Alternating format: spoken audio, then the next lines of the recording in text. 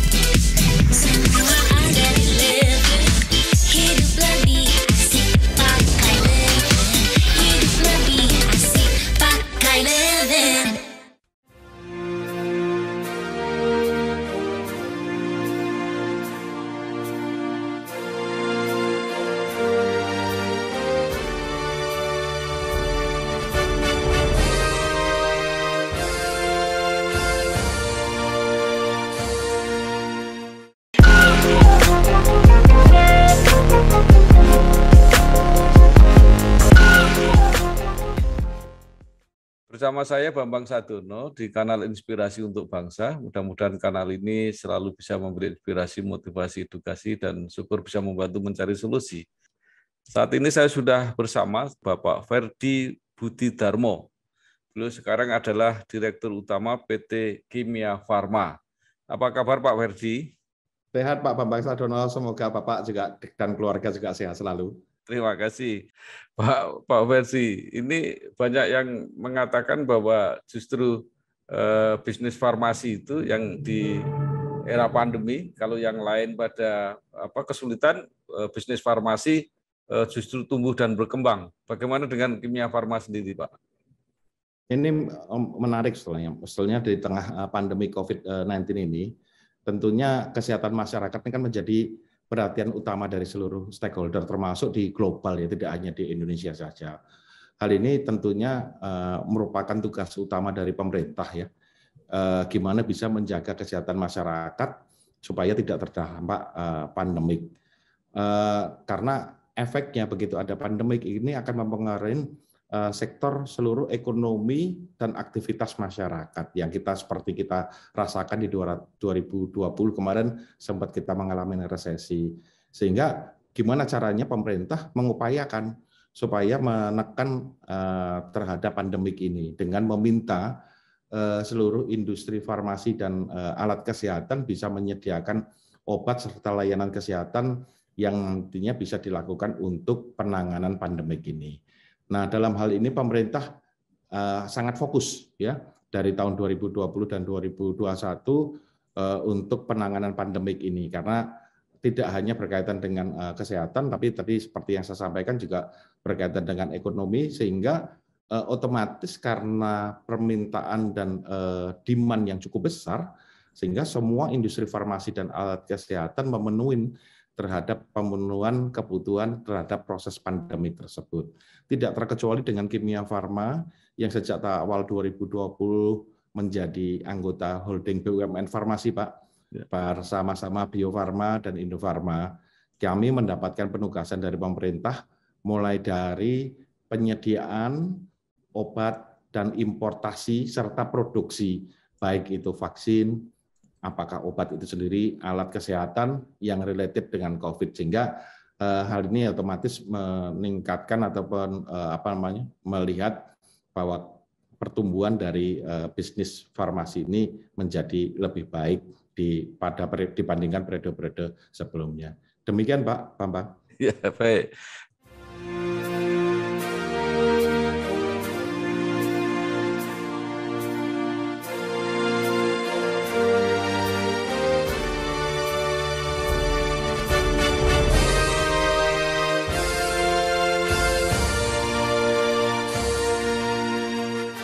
Nah, Kimia Farma ini juga dikenal atau memang nyatanya seperti itu sebagai farmasi BUMN farmasi terbesar di Indonesia. Jadi dan menurut saya lengkap juga, jadi mempunyai unit produksi, unit distribusi, bahkan retail. Nah, mungkin pertanyaan saya adalah bagaimana komposisinya, Pak? Mana yang paling besar? Menarik nih Pak Bambang. Ya, kebetulan Kimia Farma memang memiliki competitive advantage terhadap bisnis ini. Jadi kita bergerak Pak, memiliki rantai bisnis yang terintegrasi dari hulu ke hilir. Mulai kami memiliki dari manufaktur API atau bahan baku obat, terus kami punya manufaktur produk jadi, kami punya distribusi hingga ke retail apotek, termasuk kami juga memiliki layanan kesehatan yang hampir tersebar di seluruh Indonesia. Kalau kita melihat komposisi terhadap bisnis dari hulu ke hilirnya Kimia Farma secara fasilitas, kami memiliki fasilitas untuk produksi, kami memiliki 10 pabrik, Pak. 10 pabrik itu yang termasuk meliputi 2 produksi untuk bahan baku obat. Jadi baik itu di Kimia Farma Sumum Farmakopea yang ada di Cikarang, termasuk di PT Sinkona Indonesia Lestari yang ada di Ciater Subang untuk memproduksi bahan baku baik kina ataupun aromaterapi. Terus kami juga memiliki 8 pabrik obat jadi, termasuk dari grupnya Papros, Lukas, dan Marin. Dan dari sisi distributor, kami memiliki 48 cabang distribusi Pak, di seluruh Indonesia. Untuk retailnya kurang lebih untuk retail apoteknya kita punya kurang lebih sekitar 1.300 apotek, dan saya masih memiliki, Kimia Farma masih memiliki sekitar 405 klinik kesehatan dan 72 laboratorium klinik. Jadi ini memang luar biasa dari bisnis Kimia Farma dari hulu ke hilir, dengan kita punya karyawan kurang lebih 12.400 karyawan yang 82% itu milenial, Pak. Terus dari rantai hulu ke hilirnya, mana yang bisnis terbesarnya? Kalau dari kontribusi terbesar dari sisi revenue, nomor satunya adalah dari retail kita, Pak. Retail kita termasuk di dalamnya ada layanan kesehatan. Terus nomor 2-nya adalah di distribusi, nomor 3-nya baru di manufaktur. Kurang lebih seperti demikian, Pak. Ya baik, jadi luar biasa di retailnya justru yang memang orang gampang sekali kalau apa-apa ya udah Kimia Farma gitu, kalau susah-susah. Iya Pak, iya. Ya.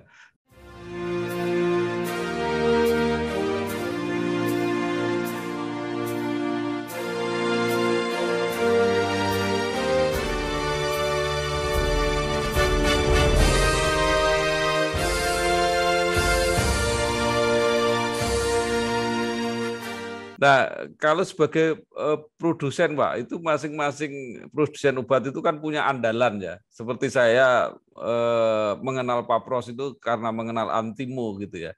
Kalau nggak salah Kimia Farma ini banyak di obat generik, Pak ya. Apa yang paling gampang dikenal gitu, Pak? Jadi terima kasih Pak Bambang. Jadi untuk dari sisi produk dari Kimia Farma Group termasuk Papros, ada kalau obat yang menduduki peringkat satunya di bidang ethical adalah namanya, mohon maaf Pak kalau kita pakai nama obat ya, namanya nitrocafritat Pak. Nitrocafritat ini memiliki pangsa terbesar untuk obat jantung Pak. Ini yang ethical, dan yang generik, wah kami produksi hampir lebih dari 200 produk Pak. Jadi cukup banyak produksinya, baik itu untuk obat-obat TBC, obat-obat ARV, termasuk untuk obat-obat COVID yang salah satunya terbesar adalah Favipiravir Pak, kemarin yang kita gunakan untuk generiknya. Dan untuk yang obat-obat untuk imun booster atau vitamin dan food supplement masih ada untuk Vituno, ada juga Besefort punyanya Papros ataupun Pehavir juga punyanya Papros, dan tidak ketinggalan pula juga karena kami memiliki bisnis kosmetik adalah di lead oleh timnya ataupun produk-produk dari bedak Mars Pak. Jadi itu yang produk-produk yang kita miliki, dan kondisi sekarang kami pada posisi yang cukup bagus Pak, Karena di triwulan 3 2021 ini posisi Kimia Farma ini menjadi market share-nya menjadi naik, yang tadinya peringkat di posisi 5 sekarang di peringkat 4 dengan komposisi market share-nya hampir kurang lebih di 3,5%, Pak. 3,5%, di mana pertumbuhannya dari tahun kemarin kurang lebih di angka 63%, dan selama 3 tahun kami bisa mempertahankan pertumbuhan terhadap produk kita kurang lebih di atas rata-rata di industri farmasi lainnya yang ada 250 industri. Jadi pertumbuhan rata-rata 3 tahun kurang lebih di angka 22%, Pak. Jadi kurang lebih seperti itu, Pak. Dan untuk generiknya Kimia Farma Group, market share-nya sendiri untuk generik kita kurang lebih di angka 9,29%, Pak. Kurang lebih seperti itu, Pak. Iya, Pak. Jadi perannya luar biasa, Pak, ya? Iya, Pak. Iya, iya.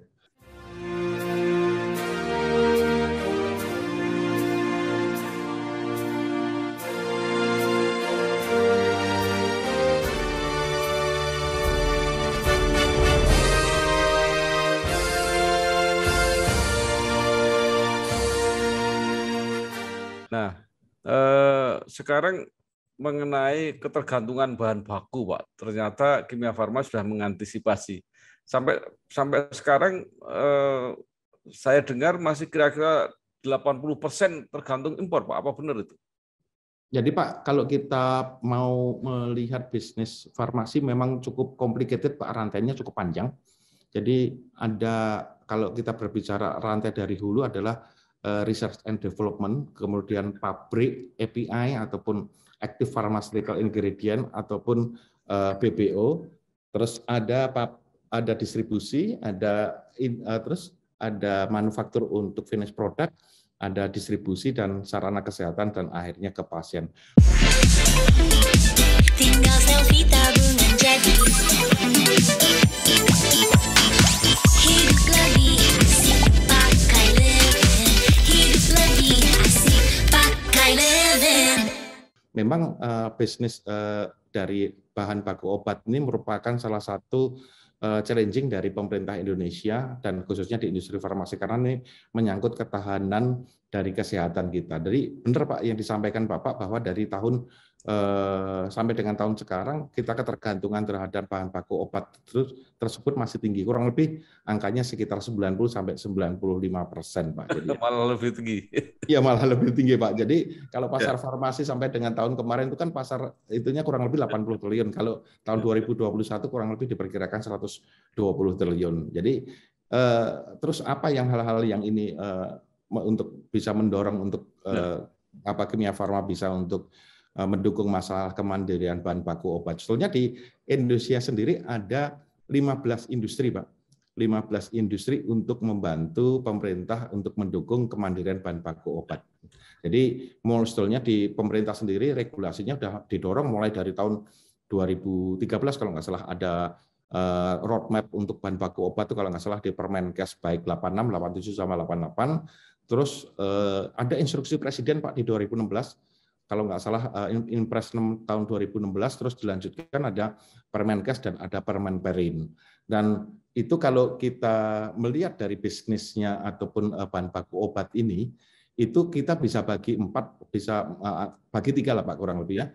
Itu baik itu bisnis untuk API atau bahan baku obat untuk herbal, bahan baku untuk kimia sintetis, dan bahan baku untuk bioteknologi atau biosimilar. Nah, kalau di dunia, Pak, itu kurang lebih komposisinya itu kurang lebih di 60% itu didukung oleh API untuk chemical, dan 14% itu kurang lebih di herbal, dan yang biotek itu sekarang juga menanjaknya juga cukup tajam, kurang lebih di angka 23%. Hal-hal apa saja yang merupakan challenging waktu kita membangun bisnis bahan baku obat itu di Indonesia? Yaitu yang pertama adalah economic of scale, Pak, karena permintaan dan daya serap atau demand-nya cukup kecil. Ya, terus kedua juga lag-nya adalah berkaitan dengan human capital, karena perlu ada kekhususan hal ini. Yang ketiga adalah supply terhadap bahan intermediate-nya. Yang keempat adalah berkaitan dengan teknologinya itu sendiri, dan kelima kita harapkan juga pada saat itu juga belum ada regulasi yang bisa mendukung. Dan hal-hal tersebut, kenapa yang pertama adalah economic of scale, karena ini juga low profit, ditambah profil industri farmasinya masih highly untuk regulated, dan takes time untuk ke marketnya masih cukup panjang. Takes time to market, kenapa kita ngomongkan untuk cukup panjang? Jadi untuk konstruksi atau untuk pembangunan dari pabrik itu sendiri, kita membutuhkan waktu sampai 2-3 tahun, Pak. Terus habis itu kita masih ada proses transfer teknologi. Transfer teknologi paling tidak kita membutuhkan waktu 1-1,5 tahun. Dan bagaimana terhadap juga waktu untuk pengembangan produk di finish product. Pengembangan atau finish produknya dibutuhkan waktu paling minimal kurang lebih di angka 1 tahun.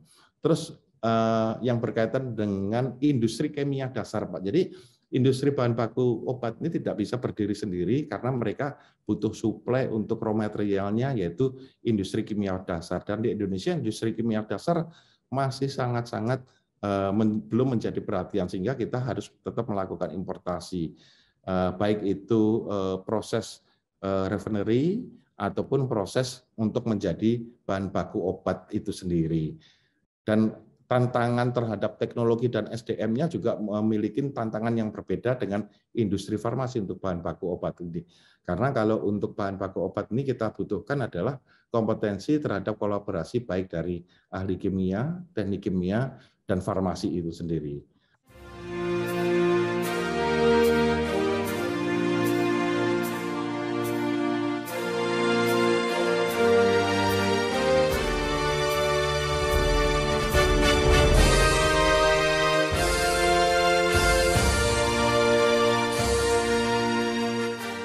Terus bagaimana sih kurang lebih kalau pengen untuk percepatan bahan baku obat itu, sehingga kami mengharapkan kepada pemerintah adanya bisa dilakukan industri untuk API atau industri bahan baku obat itu menjadi industri yang atraktif, dan adanya kerjasama antara baik untuk industri farmasi dengan pemerintah serta regulator ini menjadi baik, serta adanya bagaimana bisa didukung oleh industri pendukung, yaitu adalah kimia dasar di dalamnya.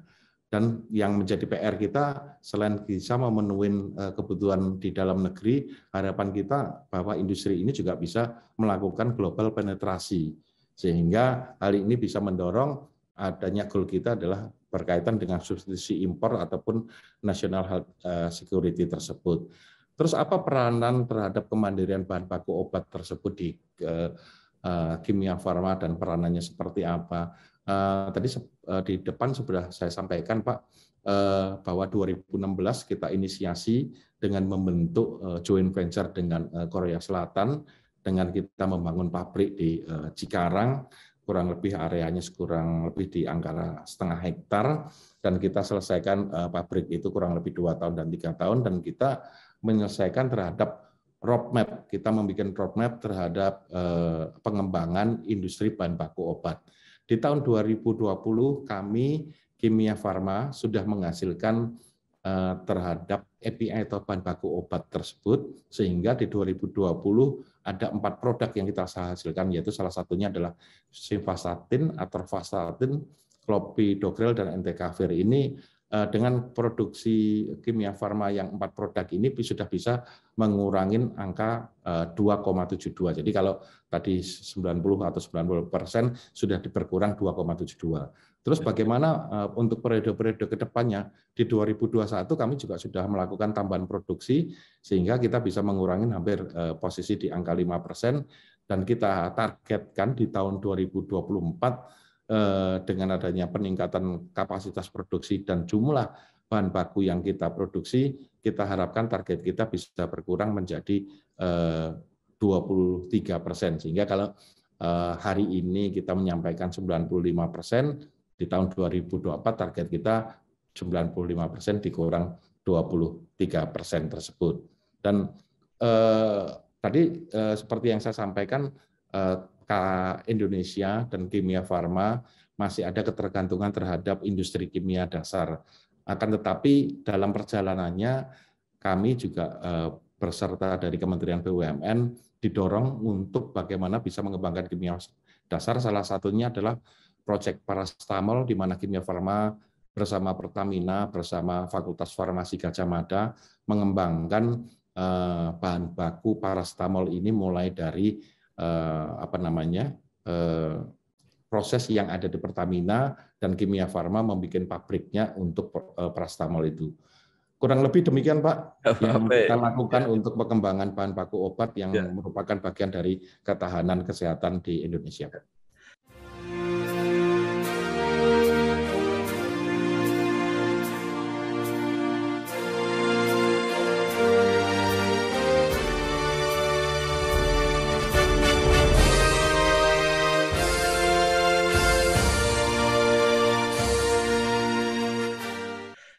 Pak Ferdi, dengan berbagai banyak kesulitan itu tadi, apakah jumlah penduduk Indonesia yang besar, yang layanan kesehatannya juga membutuhkan obat-obatan yang sangat besar, itu tidak menjadi perangsang, artinya untuk bersemangat menumbuhkan industri bahan baku obat dan syukur nanti berkembang akhirnya bisa ekspor juga gitu.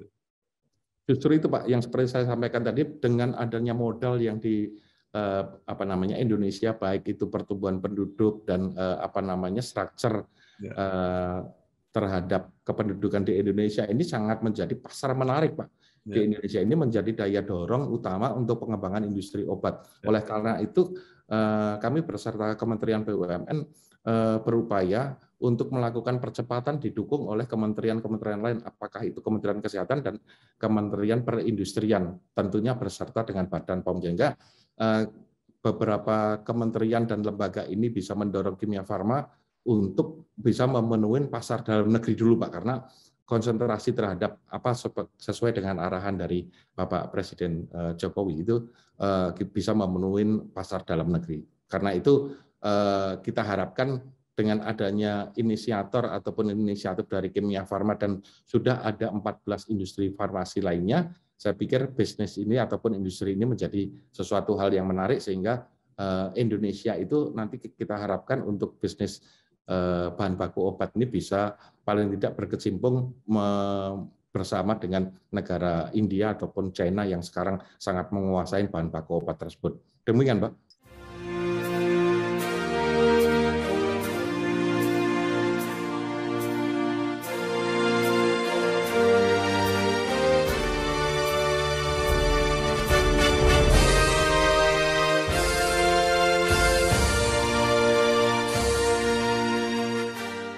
Ya, baik Pak. Tadi kalau mengenai bahan baku obat ya, kita masih tergantung sekitar 95%. Nah, sekarang kalau obat jadi, Pak, dan alat kesehatan kita masih impor berapa persen kira-kira? Kalau obat jadi, Pak, obat jadi relatif banyak, hampir semuanya bisa dikerjakan di Indonesia, Pak. Ya. Karena di Indonesia sendiri industri farmasi itu kan ada 250 industri farmasi, Pak. Jadi hampir semuanya, ya. Hanya ada beberapa yang masih kita melakukan importasi karena menyangkut beberapa regulasi sehingga manufaktur tersebut belum ada di Indonesia. Misalnya berkaitan dengan industri yang kaitannya fraksionasi darah karena masih ada regulasi yang belum bisa disupport di Indonesia. Jadi produknya misalnya kayak insulin dan lain sebagainya ini ataupun yang berkaitan dengan teknologi-teknologi yang terbarukan yang belum muncul di Indonesia, Pak. Jadi hampir saya katakan mungkin 90% semua produk yang obat di Indonesia bisa diproduksi di Indonesia, hanya 10% saja yang harus dilakukan impor. Tapi kalau alat kesehatan itu memang sangat spesifik, Pak. Jadi alat kesehatan kan terbagi dari beberapa area. Apakah itu yang sifatnya habis pakai? Kalau yang habis pakai mungkin dari industri-industri alat kesehatan di Indonesia sudah banyak yang memenuhi syarat. Tapi untuk yang produk-produk yang high-tech itu masih kita lakukan importasi atau paling tidak dia melakukan joint venture dengan adanya assembling. Tapi dengan adanya regulasi yang dilaksanakan oleh pemerintah, dengan adanya tingkat kandungan dalam negeri yang sudah dilakukan legalnya, yaitu dengan peraturan pemerintah dan peraturan menteri, ini mendorong berlomba-lomba dari industri untuk penyediaan alat kesehatan dan obat ini bisa secepatnya bisa memenuhi tingkat kandungan dalam negeri tersebut. Ya. Gitu, Pak.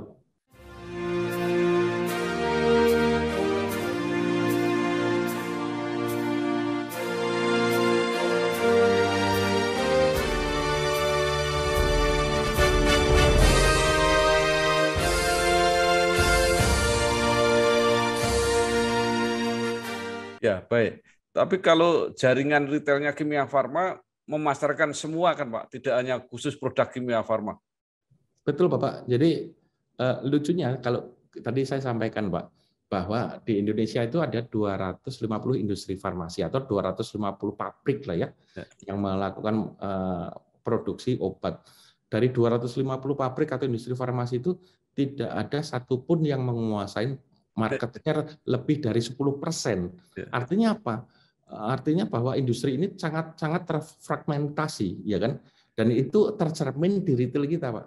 Di retail kita tidak hanya produk Kimia Farma Group ataupun holding farmasi group. Jadi kita juga menyediakan seluruh dari industri-industri farmasi dan industri alat kesehatan, Pak, untuk memenuhi retail kita yang 1.300 itu, Pak. Itu, Pak.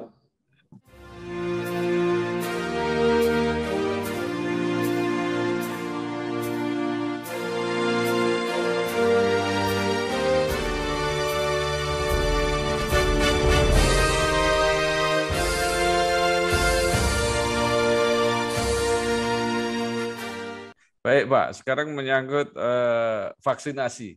Apakah Kimia Farma sudah melayani vaksinasi mandiri itu Pak? Jadi setiap orang datang sukarela bisa dilayani. Terima kasih Pak Bambang untuk berkaitan dengan vaksinasi. Memang kita harus mengacu terhadap aturan dari yang dilaksanakan oleh pemerintah, dalam hal ini sudah dilakukan oleh Permenkes. Jadi sesuai dengan Permenkesnya, kami belum bisa melakukan pelayanan terhadap individu, Pak. Ya. Yang untuk vaksin mandiri, betul ya. Jadi kan ada dua program, satu vaksin program, satu adalah vaksin mandiri ataupun kalau dulu istilahnya vaksin gotong royong. Nah, ya.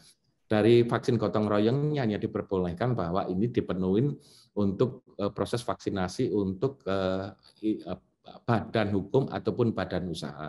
Ya. Sehingga distribusi atau proses vaksin gotong royong yang dilakukan oleh holding farmasi, khususnya Kimia Farma ini dilakukan kepada distribusi dan penjualannya ke badan hukum dan badan usaha secara jelas dan untuk dipergunakan itu untuk karyawan ataupun kegiatan CSR, Pak.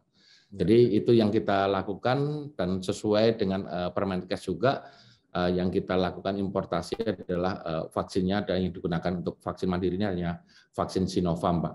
Nah, nanti kita tinggal menunggu kebijakan dengan pemerintah yang rencananya per 1 Januari akan bisa dilaksanakan vaksin booster, Pak, gitu.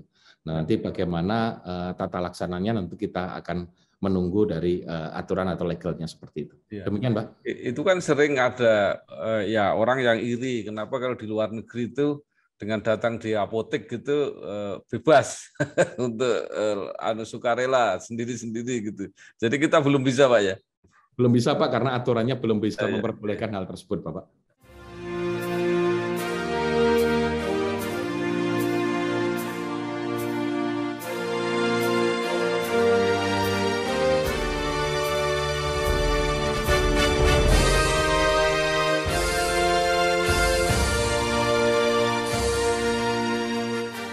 Baik, terima kasih sekali Bapak Ferdi Budidarmo, Direktur Utama PT Kimia Farma, yang sudah menyampaikan banyak hal mengenai masalah yang dihadapi dunia farmasi, dunia obat-obatan, bahan baku, obat, alat kesehatan, dan sebagainya. Terima kasih Pak Ferdi, sukses selalu. Sama-sama Pak Bambang, ya, sukses. Terima kasih.